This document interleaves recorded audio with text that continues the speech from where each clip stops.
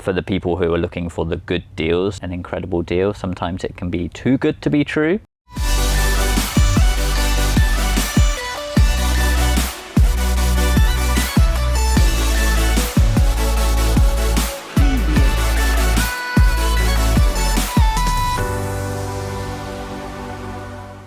Hi everyone, we're here with Joe and we're actually gonna answer the $1 million question. Are there still affordable and good deals in Bali? We know that Bali is getting busier and busier every day and it might be a little bit hard to find a good deal. So Joe's here to answer that question. Thanks for having me. And yeah, I guess that is the $1 million question. Can you still get a really good deal here in Bali?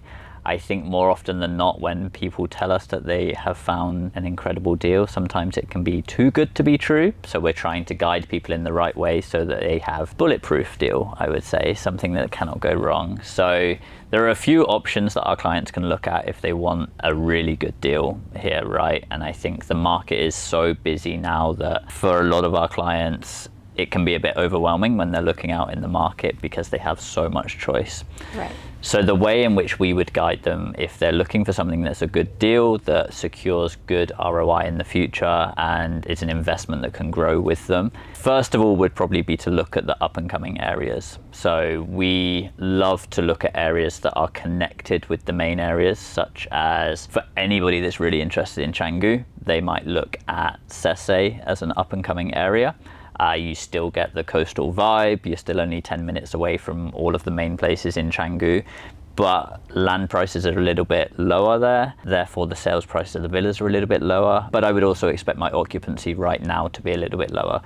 It's an area that over the next 2 to 3 years we see opportunity for considerable growth, so if you're buying somewhere like that, that's to me considered a good deal because you're growing with the area, right? Right, because buying these areas, at a lower price. These areas are developing. Yes. So it's not just that they're adjacent to the main area, it's just like the growth is going into that direction. Yeah, for sure. So I think typically Canggu grew as a result of Seminyak, and Seminyak grew as a result of Legian and Kuta, and it's a natural that it will work up the coast. So we have Sese, Tremagi, Niani. I think Sese is the safest of the options right now. Right. That is beachfront, something you can be close to the cafes, restaurants, be in a nice area, but still buy at an affordable price.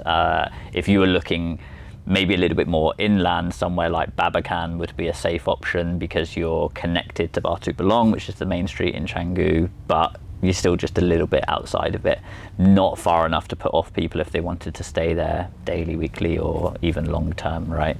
So those would be the areas I would look at around Canggu. If we were looking at Bingin, which right now is the hot spot, for the people who are looking for the good deals, I would look in Nyang Nyang or Sulaban potentially. So in Nyang Nyang, there's a lot of opportunity for beautiful villas right now. You can buy them much cheaper than you can in Bingin. In the same respect, I wouldn't expect as higher occupancy. So it's going to be a little bit lower now, but in the future it will grow and it will be a good investment. So the ROI will be a growing process. Yeah, and I think when I say it's not as good, I think the ROI is still good for what people are expecting at this stage, but for it to reach the levels of Bingin, we're probably looking 1 to 2 years away, right? So yeah, that's one thing that we can do. The other thing is, as most of the sales are, is look at off-plan. Off-plan is something that has become almost a necessity in the market. If I came here and I wanted a finished villa, I wouldn't find much in the way of choices, but I do find a lot of off-plan, and the benefit of that is there's a lot in the market, so you can be quite specific with what you want. The standard is getting even higher because it's so competitive, but the prices should remain a little bit lower than a finished villa, so the opportunity there to have good returns will come when the villa's finished, and it's worth buying now whilst the price is still a little bit lower. Also, there's like payment plans.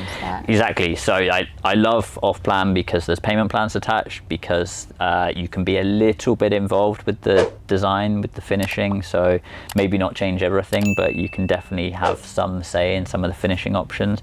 So it makes a lot of sense. You can spread those payments over 12 months, 14 months, so it slows it down a little bit.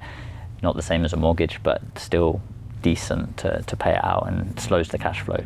Other than that, are there good options out there?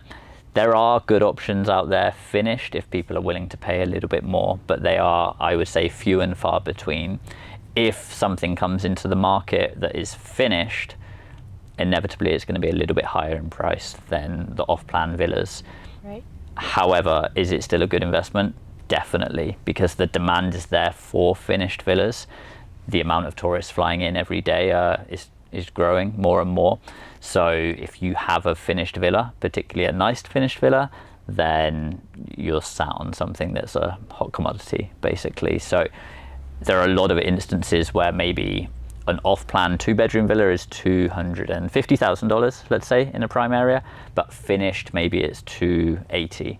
I absolutely think it's worth paying that extra $30,000 if the villa's finished and it's a nice design, because you will make that money back in the first 6 months. So right, and you win like a year. Exactly, you get it a year ahead of time, and you'll probably make that additional investment back quite quickly.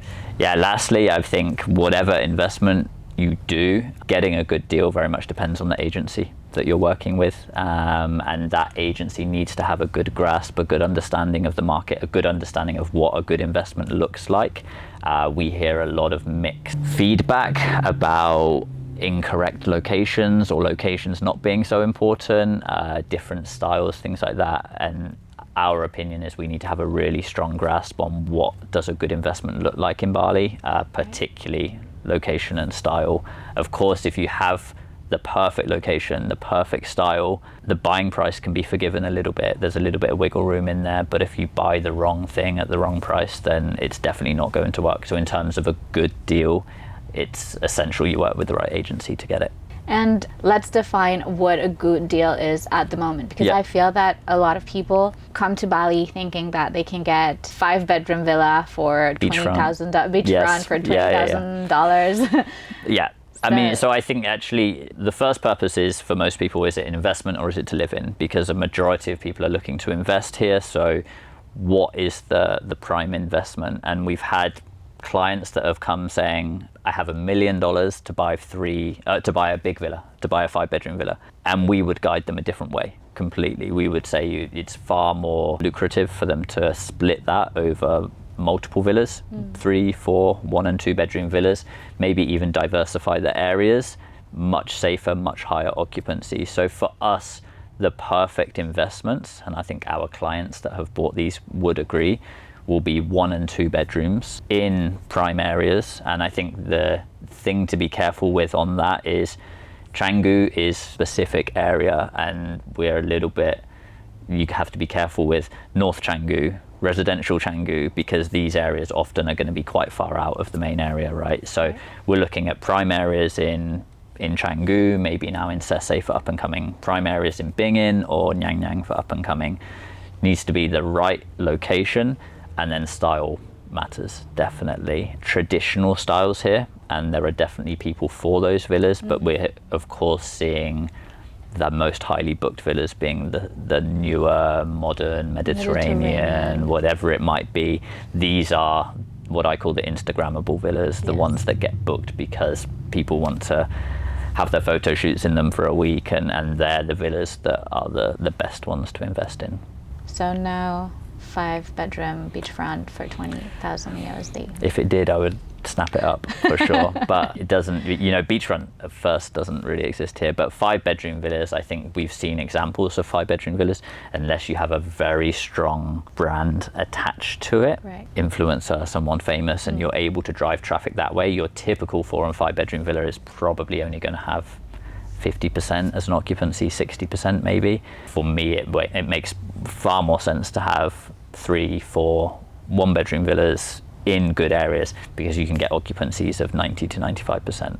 All right, well, thank you for the clarification. And of course, if you guys have any more questions for Joe or any other sales team, please leave us in the comment below, and don't forget to like and subscribe.